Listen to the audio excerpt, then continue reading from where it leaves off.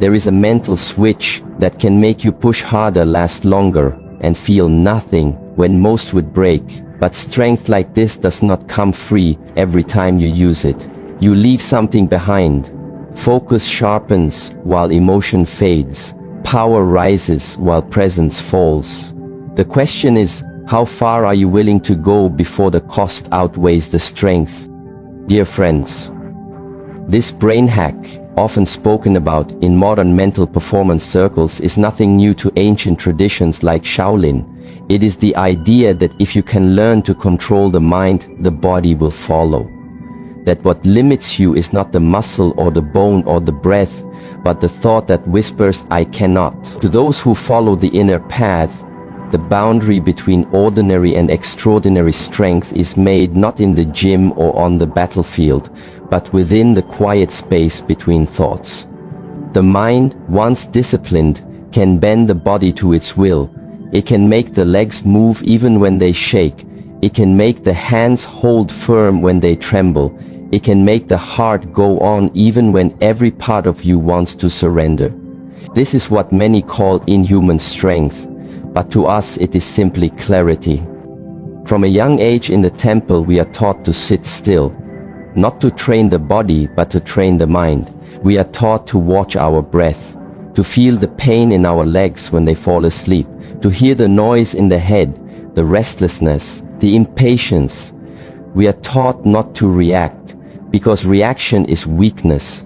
To feel is human. To be moved by feeling without discipline is to be a slave to it. You want to be strong, so you lift more, you push more, you resist more. But what if I told you that real strength is not in the push, but in the stillness that allows the push to exist? Let us say you run, and the body screams. You want to stop.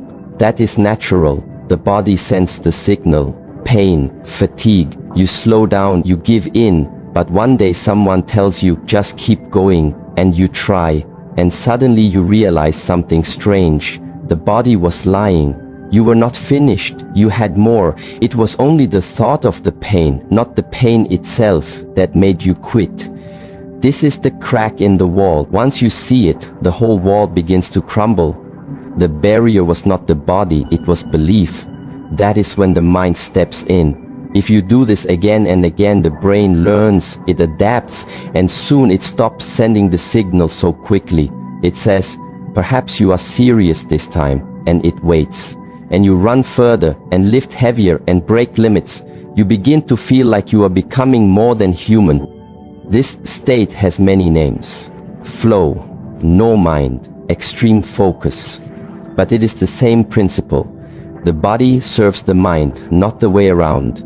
When the mind is fully aligned with purpose, undistracted, then the energy flows without resistance. This is the power of intent.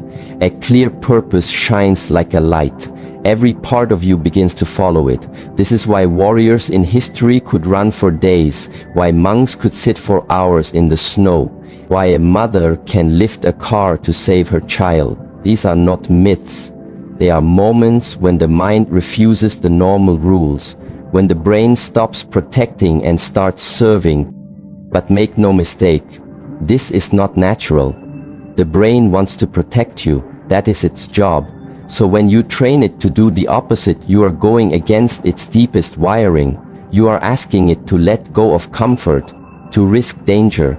This is why it feels like power, because you are overriding the system. But this is also the first danger. If the brain learns to silence pain, what else might it silence? If you teach yourself to keep going no matter what, when will you stop? When the bone cracks, when the breath collapses, when the heart fails. These are not warnings. They are truths witnessed again and again in those who walk this path without wisdom.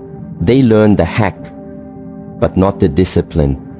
They learn to push, but not to listen. This is not mastery. This is blindness disguised as strength. So while the first glimpse of this ability feels like awakening, it is only the beginning. Now you must ask, what is the purpose of this strength? Who is it serving? Why do you want to be inhuman? Is it to help others? To protect? To serve? Or is it to prove? To dominate? To feel powerful because you feel small? These are hard questions, but they must be asked. Because the stronger the tool, the more damage it can do in untrained hands. The power to override pain, to master emotion, to push past exhaustion. It is real, it can be trained, it can make you feel like a god. But the truth is this: you are still human, you will always be. Even when you feel invincible. Especially then, because that is when you are closest to forgetting. And forgetting is where the real danger begins. So train the mind. Master the focus. Use the brain as your ally, but never forget the reason why. Never forget the wisdom that balance is strength, that silence is power, that the highest mastery is not to become more than human, but to become fully human. This is the beginning of strength beyond limits, but also the beginning of responsibility beyond ego. The deeper you walk on the path of inner strength, the more subtle the challenges become.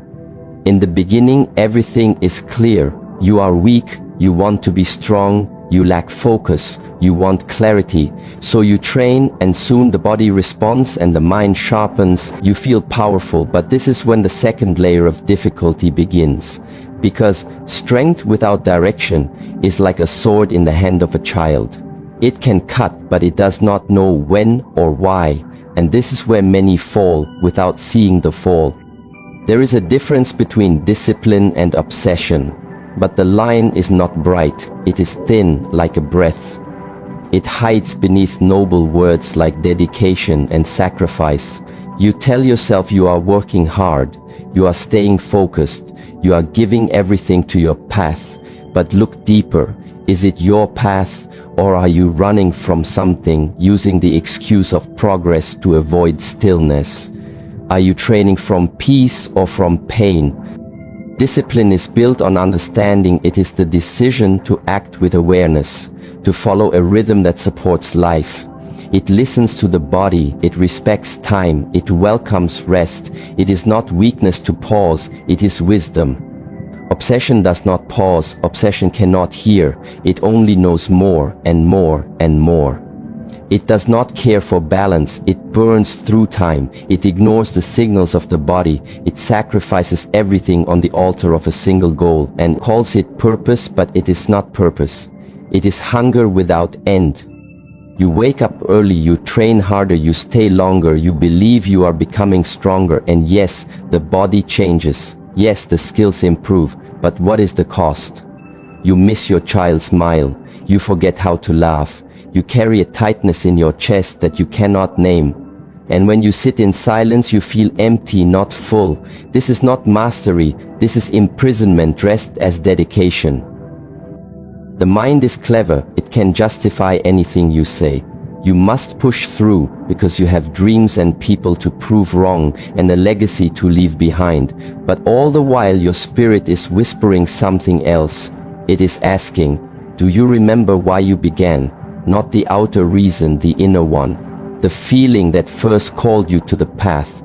Not to become better than others, but to become whole again. Many students ask, how do I know if I am disciplined or obsessed? I tell them, sit still, do nothing for 1 hour, not move, not scroll, not plan, not think, just breathe and observe. And if you feel peace, it is discipline. If you feel panic, it is obsession. Because the obsessed mind cannot sit. It fears stillness. It fears what will rise when there is no action to drown it. The obsessed mind is full of fear. It chases strength. Not because it loves strength, but because it hates weakness. It does not lift because it feels joy. It lifts because it feels unworthy. It does not train to serve others. It trains to defeat the voice that says, I am not enough. And that voice is endless. Unless you turn and face it and speak to it, not with anger, but with understanding. If your strength is built on fear, it will crack when the fear grows bigger. If your focus is fueled by pain, it will fade when the pain shifts. But if your discipline is rooted in awareness, then it will hold through every season, through joy, through grief, through growth and loss, because it is not reacting, it is choosing again and again with clear eyes. I have seen many strong warriors fall, not in battle but in silence, alone in their rooms. When the lights are off and there is no one to impress, and the body finally breaks because the mind forgot how to care for it, they chased a version of strength that had no heart, no breath, no softness, and now they must learn again how to be human, how to feel, how to rest. So ask yourself, are you becoming stronger or are you just becoming numb? Are you growing or are you running? Are you listening or are you forcing? Every moment is a chance to return to balance, to shift from obsession back to discipline, and it begins with one breath, one choice, one honest look in the mirror. True discipline makes you gentle. It teaches you how to hold your power, not how to throw it. It teaches you patience. It teaches you when to act and when to wait. It teaches you that silence is also a form of strength, that retreat is not the same as defeat. It shows you how to walk tall without stepping on others, how to speak clearly without shouting, how to be fierce without becoming hard. And you begin to see that real mastery is not in the extremes. It is in the steadiness, the quiet consistency, the ability to keep showing up, not to conquer, but to connect, to deepen, to refine, not just the body, but the whole being. The one who trains with discipline becomes strong, yes, but also calm. The one who trains with obsession becomes fast, but also blind and tired. Eventually the body will slow, the energy will fade, and in that moment what will remain? Not the records, not the medals, not the praise, but your relationship with yourself. If you built your path on obsession, the silence will be painful. If you built it on discipline, the silence will be peaceful. So continue to train, continue to challenge yourself, continue to walk towards strength, but let the path be one of wisdom, not reaction. Let your power be guided by purpose, not pride. And never forget that the goal is not to become unbreakable, it is to become whole again. This is where the path turns inward and where real strength begins. When the mind becomes strong and the body follows. There comes a moment when you realize something unexpected. All the noise that used to distract you becomes quiet. The pain that once stopped you becomes background. The resistance you once feared turns into fuel, and you begin to feel invincible. Not in the way of ego, not immediately, but in the way of feeling untouchable, as if nothing can break you anymore. And this is when something dangerous begins to grow, not outside, but inside, quietly, without sound, without warning. It is the cost hidden within the strength. The ability to suppress is powerful.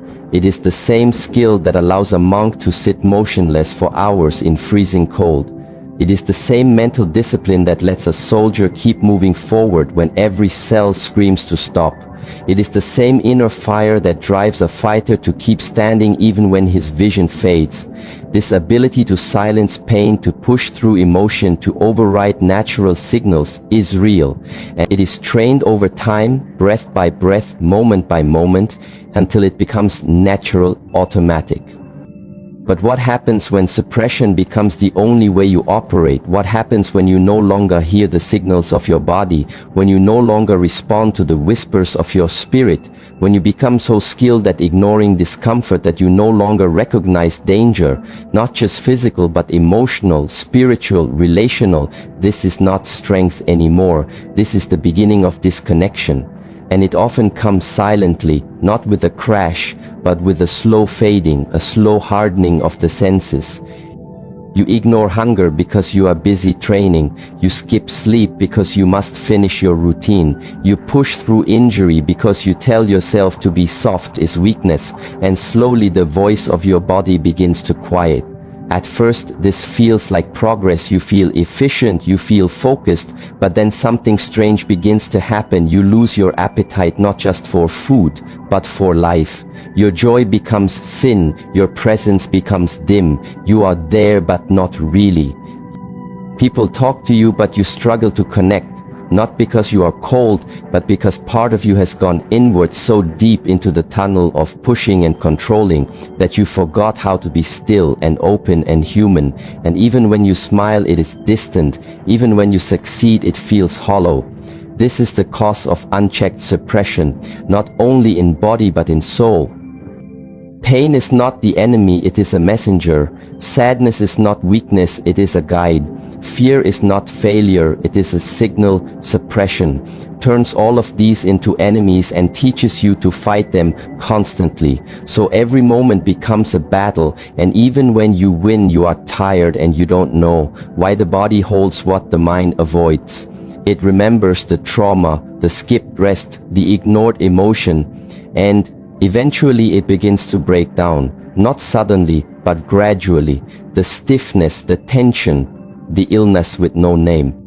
And those around you begin to feel the weight of your silence. They ask if you are okay, and you say yes, because you have trained yourself to say yes even when you are not. And you start to feel like a stranger to yourself, because you do not know how to speak honestly anymore. And you tell yourself, this is the price of greatness. This is the necessary suffering. But deep down something knows, this is not mastery, this is escape. True strength is not numbness, it is sensitivity. It is the ability to feel fully and still remain centered. It is not the erasing of emotion, it is the embracing of it without being controlled by it. It is not the silencing of pain, it is the wisdom to listen and respond with clarity. When you suppress too much, you forget this. You think you are being strong, but you are actually closing doors inside yourself. And each closed door makes you a little smaller inside, even if you appear larger outside. You can run on this path for years, you can achieve much, you can impress many, but the question is not what you achieve, it is what you lose along the way. And if what you lose is yourself, your presence, your joy, your connection, then was it really strength? Or was it a mask you wore so well that even you believed it?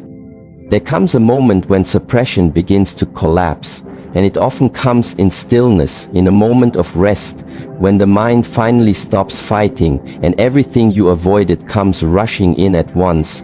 The sorrow, the grief, the fatigue, and it feels overwhelming because you are no longer used to feeling. And some call this burnout, some call it breakdown, but it is actually breakthrough if you allow it. It is the body and spirit finally asking to be heard, to be felt, to be held. If you can sit in that storm, not fight it, not run from it, but breathe through it, you will find something deeper than strength. You will find wholeness, not the image of power, but the essence of it. The calm-rooted presence that knows when to push and when to pause, that knows pain not as enemy but as teacher, that knows joy not as escape but as truth. This is why we must not glorify the ability to suppress without wisdom. This is why we must teach not just how to be strong, but how to be well, to be clear, to be connected. Because the world does not need more invincible people, it needs more whole ones, more who can feel without drowning, more who can lead without forcing, more who can listen without fearing silence. So yes, train your mind, yes, master your body, yes, learn to go beyond limits, but do not make suppression your default. Let it be a tool, not a way of life. Let pain speak, let emotion move. Let silence teach, and you will find not just strength beyond limits, but presence beyond fear. This is the strength that endures and heals. When you walk long enough on this path, you start to notice something different. In the beginning you were hungry to grow, you chased discipline, you learned how to push past the noise, how to overcome resistance, how to become strong, and that strength became your identity. But if you listen closely and observe deeply, there comes a moment when you begin to see the full picture, that the goal is not just to become stronger, but to become balanced. That true mastery is not found in going further, but in knowing when to stop. You begin to understand that the one who is always pushing, always climbing, always chasing is not always the strongest. Sometimes it is the most afraid of standing still, afraid of being with oneself, afraid of quiet. And in that realization you feel a shift. The path is not forward anymore, it turns inward and asks a harder question. Can you be powerful and soft? Can you be focused and gentle? Can you hold strength and peace in the same breath? The world tells you that extremes are impressive, that the one who works the longest, the one who sleeps the least, the one who sacrifices the most deserves the reward, but this thinking is only half true. What good is all the power if it isolates you? What good is speed if you cannot stop? What good is endurance if you do not know where you are going? These are the silent costs of living in extremes, and they are paid slowly through time, through lost moments, through quiet regrets that surface when it is too late. You may become faster than others, you may lift heavier, you may meditate longer, you may become what others call unshakable, but ask yourself, why are you doing it? Is it to grow or to hide? Is it to connect or to control? Mastery does not live in extremes, it lives in harmony. It is not always loud, it is not always visible. It is found in how you respond when no one is watching, in how you carry yourself when nothing is going your way, in how you treat others when you feel strong enough to ignore them. The body needs tension and release. The mind needs focus and rest. The heart needs movement and stillness. Nothing in nature thrives in one direction alone. The tree grows up and down. The breath rises and falls. The wave crashes and recedes. This is balance. And balance is not weakness. It is the art of knowing when to apply effort and when to let go, when to speak and when to remain silent, when to hold on and when to release. This is not easy, but it is necessary. When you forget balance, you begin to burn from within. Slowly, the passion that once lit your path becomes a flame that consumes you. Your relationships thin, your spirit tightens, your joy fades. You are still